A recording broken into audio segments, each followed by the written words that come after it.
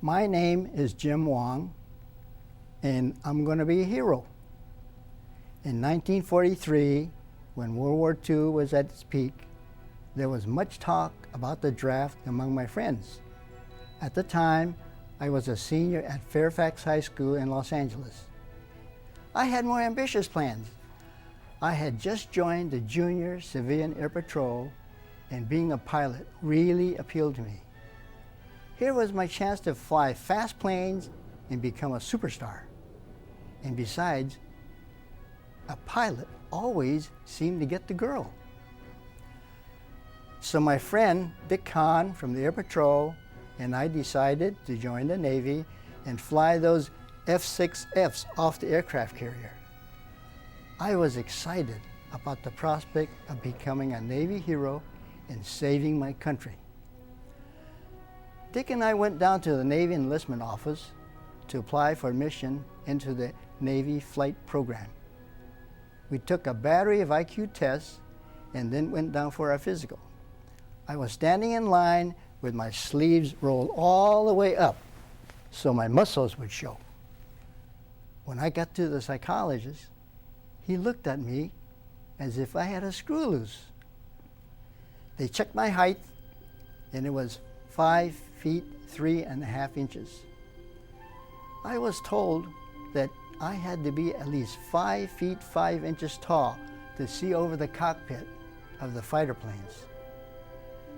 Dick suggested that I see a chiropractor and have my back stretched. He was serious and said, "You only have to stretch it out 1.5 inches."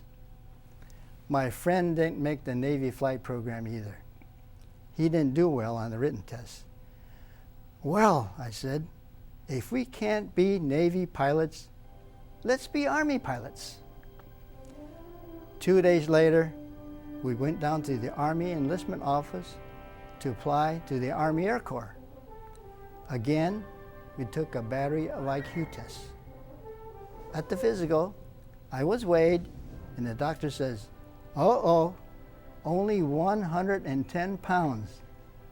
You need to weigh at least 125 to qualify for the Air Corps." He suggested that I eat lots of bananas and drink lots of water during the next few weeks, then come back for a retest. I tried what he suggested, but I could only gain a few pounds. I was getting discouraged by these setbacks. My plans to become a hero pilot was fading fast.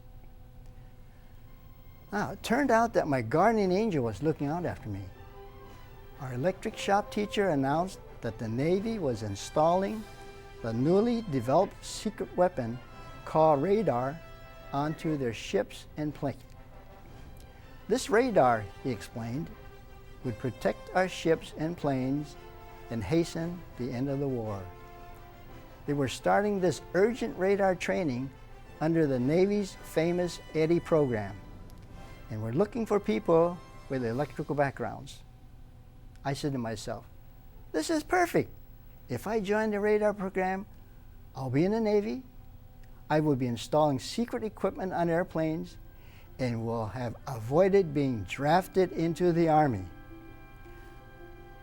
Our shop teacher helped the 3 or 4 students who were interested in the program get ready for the test. We reviewed textbooks on the theory of electricity and worked out all the sample problems. It was a busy month.